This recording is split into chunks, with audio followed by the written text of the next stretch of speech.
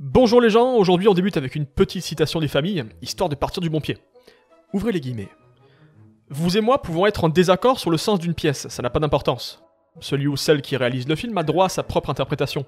J'ai aimé et admiré de nombreux films, dont le sujet me semblait être autre que celui que mettait en lumière la réalisation. L'important, c'est que le réalisateur s'en tienne à son interprétation, avec assez de ferveur pour que ses intentions, son point de vue, soient clairs.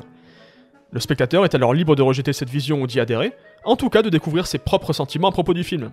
Ce n'est pas le consensus que nous cherchons à communiquer quelque chose. Fin de citation.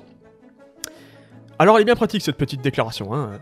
Imaginez par exemple que vous ayez l'audace de voir une romance homosexuelle dans Promare, et que soudainement, il y a Jean Sasuke qui débarque dans vos mentions en vous disant « Non, mais alors là t'as rien compris, c'était pas du tout l'intention du réalisateur, tu surinterprètes... » Et bim, vous lui balancez cette petite citation à la tronche, et vous vous en allez comme un prince.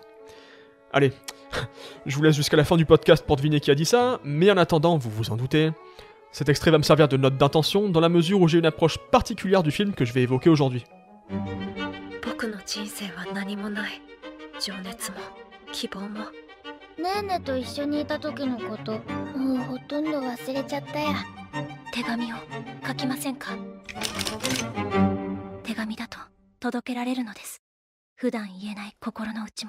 Rebonjour les gens, on se pose donc quelques minutes pour parler du premier des deux films Violet Evergarden, parce qu'ici on aime les violons, vous le savez, hein, on aime pleurer, on aime le mélo, et donc on aime Violet Evergarden bien évidemment. Alors, pourquoi le premier des deux films ? Tout simplement parce que, outre celui-ci, dont la première moitié se passe entre deux épisodes de la série, un autre film est attendu prochainement au Japon, et en France d'ailleurs, et fera non seulement suite à l'animé, mais servira en plus de conclusion à l'histoire de Violette. Pour l'heure, il va donc falloir se contenter de ce Éternité et la poupée de souvenirs automatique, c'est le titre français, et qui narre la venue de Violette dans une école pour filles, dans le but de parfaire l'éducation d'une jeune femme nommée Isabella York. Alors, j'avoue qu'à la base, je comptais pas spécialement en parler, parce que j'imaginais vraiment ça comme une sorte d'épisode rallongé et pas très intéressant, un peu à la manière, vous savez, de celui diffusé a posteriori de la série sur Netflix, et que j'ai très vite oublié d'ailleurs. Et il y a un peu de ça, hein, clairement. Les origines du projet se sentent, il devait s'agir à la base de 2 OVA adaptés du light novel, qui ont ensuite été repensés en un long métrage pour une brève exploitation au ciné. Le film se structure en 2 moitiés bien distinctes, avec 2 protagonistes aux arcs narratifs naturellement liés. Bon, voilà, vous avez saisi l'idée. Et pour faire bref, si je vous recommande le film pour certaines qualités que je vais évoquer, il s'avère que je le trouve surtout intéressant pour ce qu'il n'est pas, paradoxalement. Je m'explique. Donc oui, je vous en ai parlé dans l'anima que j'ai consacré à la série, Violet Evergarden s'inscrit ouvertement dans le genre du mélodrame, et plus précisément, il reprend à son compte les codes d'une mouvance particulière du mélodrame, qui est celle du mélodrame hollywoodien, tel que théorisé, entre autres, par Jean-Loup Bourget. À savoir, des films dont le protagoniste est une victime, très souvent une femme, qui va évoluer dans une intrigue faite de péripéties catastrophiques ou providentielles, avec le ressort du pathétique, évidemment, pour susciter l'émotion du spectateur. Bref, c'est un cinéma flamboyant, un cinéma de l'excès, particulièrement en ce qui concerne l'expression des sentiments. Bon, comprenez bien que Bourget a mis 12 ans pour finir cette thèse sur le sujet, hein, donc c'est évidemment pas moi qui vais aborder le mélodrame de manière exhaustive, mais voilà, vous avez une ébauche. Pour autant, la série est entièrement tournée vers l'exaltation des sentiments, hein, leur expression totale comme une libération de l'âme, et par conséquent, l'écho mélo hollywoodien, qu'il soit conscient ou non d'ailleurs, hein, peu importe, ça tenait d'une jolie cohérence. Souvenez-vous évidemment de cette DA absolument sublime, résolument ostentatoire, avec cette palette de couleurs entièrement voulue comme prolongement thématique, comme accentuation des actions des personnages, etc. Je vous en avais déjà parlé à l'époque, évidemment. Et oui, j'en profite au passage pour préciser que la DA de la série et celle du film sont signées toutes les deux de Mikiko Watanabe, une artiste extrêmement talentueuse, mais qui fait malheureusement partie des victimes de l'incendie qui a ravagé Kyoto Animation l'an dernier, et qu'il me semblait indispensable de citer. Fin de la parenthèse. Là où ce film Violette va se montrer un minimum original, c'est dans la nature de sa protagoniste, Isabella York donc, qui n'est cette fois-ci pas du tout résolue à exprimer ses sentiments à quelqu'un, au contraire. Contrairement à la série, c'est une jeune femme qui va les intérioriser volontairement, qui ne va pas du tout chercher à sortir de sa condition, mais qui va justement l'embrasser totalement. Un enfermement volontaire donc, évidemment, dont je vous épargne les détails. Voilà, retenez juste ici ce postulat d'une jeune fille qui va se soumettre intentionnellement à une éducation stricte, et qui fera d'elle une femme destinée à épouser un mari qu'elle ne connaît pas.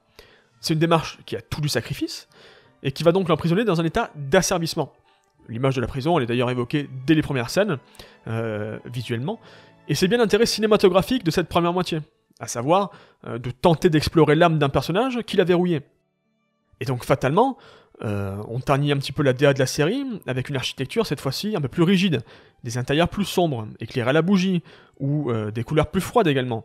Les musiques aussi vont se faire plus discrètes, les émotions vont être plus contenues, l'acting plus réservé, et la réalisation, au global, pour la première moitié du film en tout cas, beaucoup plus posée. Et je le rappelle encore une fois, l'action prend place dans une école pour filles destinée à épouser des hommes riches.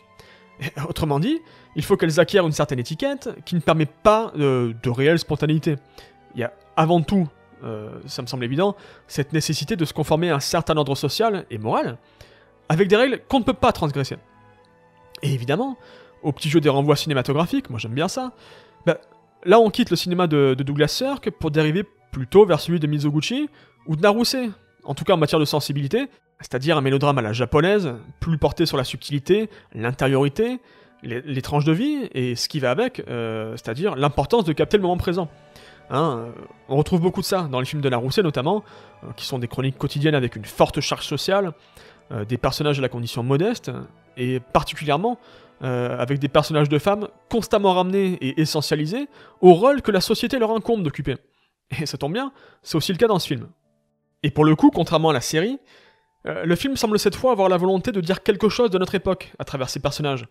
Alors, il y a bien sûr cette opposition d'abord, entre un château confortable, mais traité comme une prison qui avale l'identité de ses habitantes, les rues malfamées aussi, où errait Isabella dans son passé, mais qui paradoxalement lui offrait une liberté de chaque instant. Il y a une certaine ironie aussi à utiliser cette image très caricaturale dans l'animation japonaise, vous savez, celle d'une main tendue vers le ciel comme synonyme d'une liberté, à laquelle Isabella n'aura pourtant jamais accès. Même ironie lorsque l'hirondelle qu'elle observe plus tard n'est qu'une peinture au plafond, ou que le reflet d'un immense miroir accentue son vide existentiel. Mais surtout, j'insiste parce que c'est ce qui est le plus important à mon sens dans ce film, c'est de voir Violette se fondre aussi bien dans un tel contexte. Elle qui est encore à ce moment-là très premier degré, dans un pragmatisme qui prêtait à rire dans la série, puisque complètement en décalage avec son entourage, mais qui n'est plus drôle ici, puisqu'elle est la garante de la réussite d'Isabella à devenir la femme que l'on veut qu'elle soit. Autrement dit, du personnage qui libérait les âmes des autres dans la série, elle devient celle qui va contribuer à contenir les émotions d'Isabella, à la faire rentrer dans le rang, à faire d'elle le pantin d'un futur mari invisible. En d'autres termes, elle est le système, la société, la pression sociale, ce que vous voulez, bref, le méchant de mélodrame parfait. Et on en revient donc, du coup, encore à Naruse, dont les mélos sont bourrés de personnages féminins de ce type, qui vont se sacrifier pour entretenir un mari, une famille, ou qui vont être condamnés à regarder l'évolution de la société de l'extérieur, très souvent en essayant, mais sans parvenir à lutter contre l'ordre moral en place. Et Isabella, évidemment, elle y renvoie très clairement. Mais, parce qu'il y a un mais, c'est là où débarque ma plus grosse réserve vis-à-vis du film. C'est-à-dire que je pense sincèrement que tout ceci n'est absolument pas conscientisé du tout de la part de Haruka Fujita, la réalisatrice donc, et de son équipe. Ce discours sur la place des femmes dans la société, cette subversion de la figure libératrice de Violette, cette évolution d'Isabella, d'abord émotionnellement libre, puis devenant une poupée sans âme, soit l'exact inverse du parcours de Violette dans la série, tout ceci n'existe à mon sens qu'à l'état d'embryon, et dans l'analyse que je peux m'amuser à faire du film évidemment.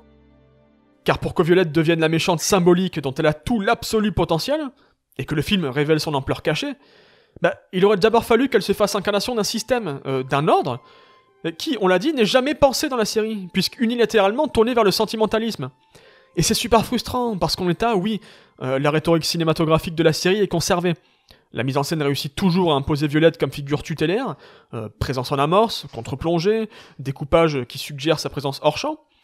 Il y a toujours cette volonté, et cette capacité surtout, à fixer l'instant présent, ce rapport à l'impressionnisme, plus ou moins explicite, je pense à l'arrivée de Violette dans une forêt au début du film qui l'auréole de lumière, ou cette scène dont je parlais tout à l'heure, où Isabella tente de saisir des rayons de lumière.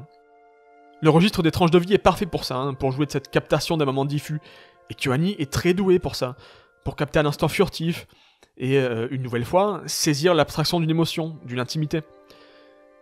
Et puis je pense aussi que cette histoire n'a pas été choisie par hasard. Tu as tout un jeu de correspondance, visuelle ou thématique, entre Isabella et Violette. L'enfance d'Isabella dans des rues malfamées, qui évoque le champ de guerre où a pu grandir Violette. La mort symbolique d'Isabella, qui s'appelle Amy à ce moment-là, qui évoque celle du Major, qui renvoie lui-même à Violette quand elle fait l'éducation d'Isabella. Bref, le film est dans la parfaite continuité visuelle et émotionnelle de la série, dans une tonalité plus douce amère certes, Ce qui ne met que plus en lumière les thématiques et le projet de mise en scène à côté desquels elle est passée, et principalement tout cet aspect sur la condition de la femme, sur une condition d'asservissement, de soumission volontaire ou inexorable.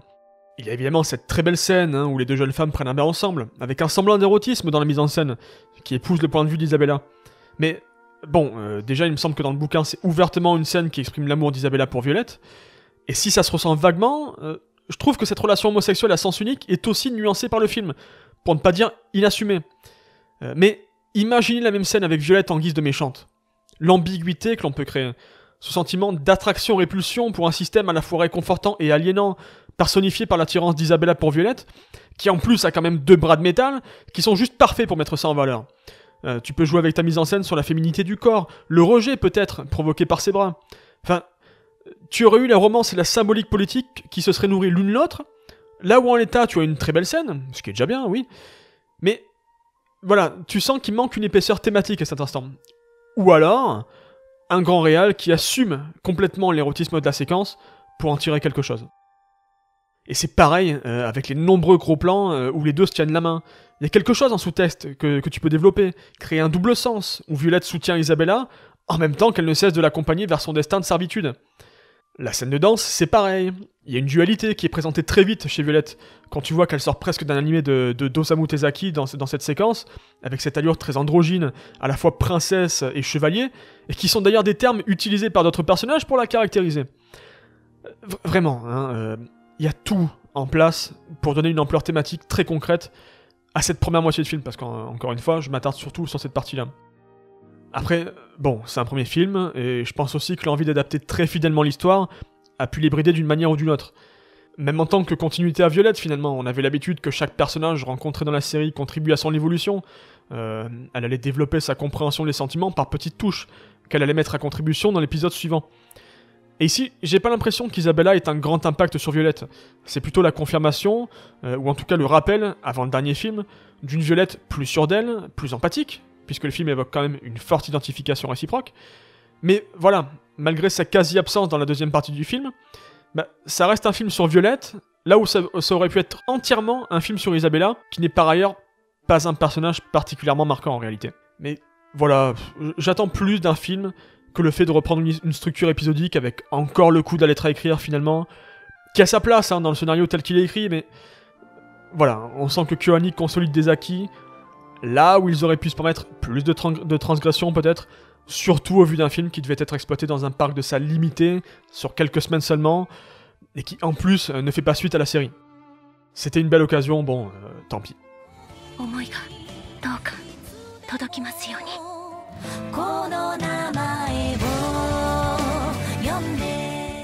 Bref, on peut en discuter plus longuement dans les commentaires si vous voulez. J'ai essayé de me limiter le plus possible à l'angle que je m'étais imposé, histoire de faire en plus court comme d'habitude. D'autant que, comme je vous l'ai dit, c'est un film qui tenait vraiment à rester dans la continuité de la série, et qui en a donc plus ou moins les mêmes qualités et défauts. C'est visible sur Netflix depuis quelques semaines, il me semble. Et surtout, ça sort en Blu-ray chez Eurozoom le 7 octobre, donc allez-y gaiement. Je termine avec quelques recommandations, bien entendu. Avec d'abord le livre Faire un film de Sidney Lumet, puisque c'est de cet ouvrage dont est tirée ma petite citation introductive. Rien de récent, le livre a été écrit il y a bien longtemps, a été édité en France il y a quelques années par Capricci. Mais voilà, son contenu est absolument fondamental pour qui souhaite approfondir sa connaissance du cinéma, puisque Lumet nous partage ses réflexions et son expérience autour de tout ce qui a trait à l'écriture, à la production ou à la réalisation d'un film. Et un mélodrame pour finir, bien évidemment, avec Mirage de la vie de Douglas Sirk. Et je recommande plus particulièrement ce chef-d'œuvre à ceux qui qualifient Violet Evergarden de tire-larme, de larmoyant et d'autres adjectifs de genre, qui sont des arguments qui me gonflent absolument, juste pour imaginer leur tronche devant le dernier quart d'heure du film. Sur ce, on se retrouve je ne sais pas quand pour parler de je ne sais pas quoi. Bref, à la prochaine.